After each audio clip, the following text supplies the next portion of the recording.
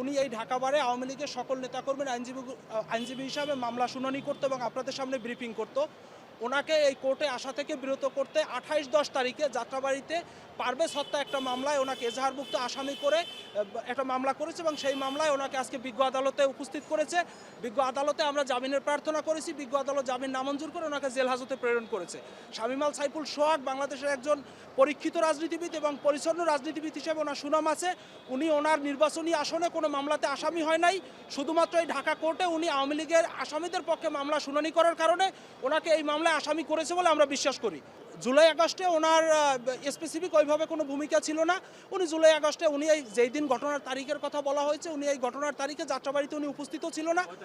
এটা 5 তারিখের কথাই বলা হয়েছে, 5 তারিখ বিকাল 3টার কথা বলা হয়েছে।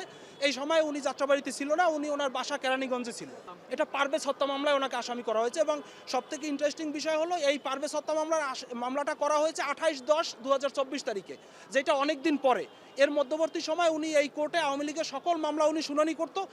আমাদের বিশ্বাস শুধু এই মামলা শুনানি থেকে ওনাকে বিরত করার জন্য ওনাকে এই মামলায় আসামি করা হয়েছে। শুনানি করতে বলতে কি আগস্টের পরে শুনানি করতে? আগস্টে উনি এর আগে নিয়মিত আইনজীবী হিসাবে এই বারে প্র্যাকটিস করতো। 5ই আগস্টের পরে যখন আওয়ামী লীগের নেতাকর্মীদের ধৈর্য এই কোর্টে নিয়ে আসতো তখন তাদের পক্ষে উনি আইনি সহায়তা দিত। আচ্ছা, আপনি কি কয়েকজনের নাম বলতে পারবেন যাদের পক্ষের আইনজীবী তিনি ছিলেন? জি, উনি সাধন চন্দ্র মজুমদারের আইনজীবী ছিল, উনি মাহবুবারা গিনির আইনজীবী ছিল, উনি ভোলার জ্যাকব ভাইয়ের আইনজীবী ছিল, সহ জুনায়েদ আহমেদ পলকের আইনজীবী ছিল।